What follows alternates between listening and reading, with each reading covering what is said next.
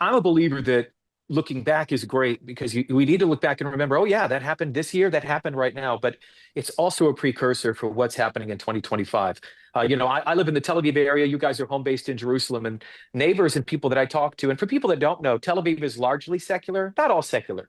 Jerusalem, you get more faith based, the Orthodox, and then Tel Aviv, not so much, right? But neighbors here that don't know anything about the Hebrew Bible, they don't know the Tanakh, they don't know God's word at all, say to me and say to my wife and say to our family how Israel took out Hezbollah with the pager attack, how they took out Hassan Nasrallah, coordinated with the speech that Bibi gave, that it was biblical. It was biblical in its nature, Yeah. in how it was so precise and how that was done. Wow, I look back and I think back to Hamas. Hezbollah being destroyed, decimated, devastated. And what happened, right now, we have to go back to the summer and the spring, right before the October 7th terror attack. Israel is ripping itself apart with the judicial reform battle. This is another big story, right? And then in the midst of this judicial reform battle, Israel appears to be weak and divided. I know they've been planning the October 7th attack for a while and masterminding it, but then that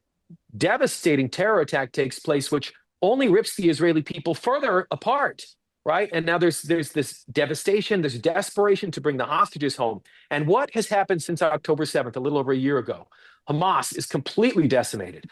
Hezbollah, again, devastated. The pager attack, the biblical nature. And now Syria, wow, the fall of the Assad regime.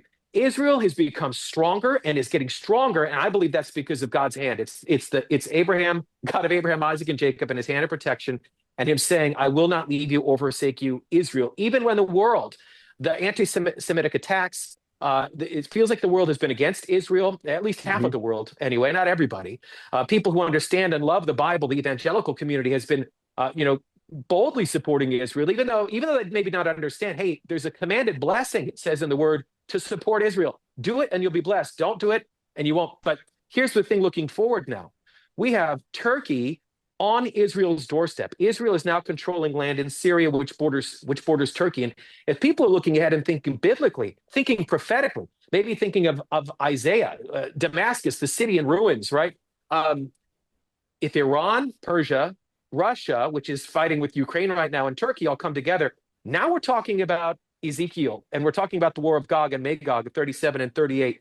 I'm watching for that. I'm watching for that right now. So not just what happened in 2024, but how biblically things starting to align, Joel.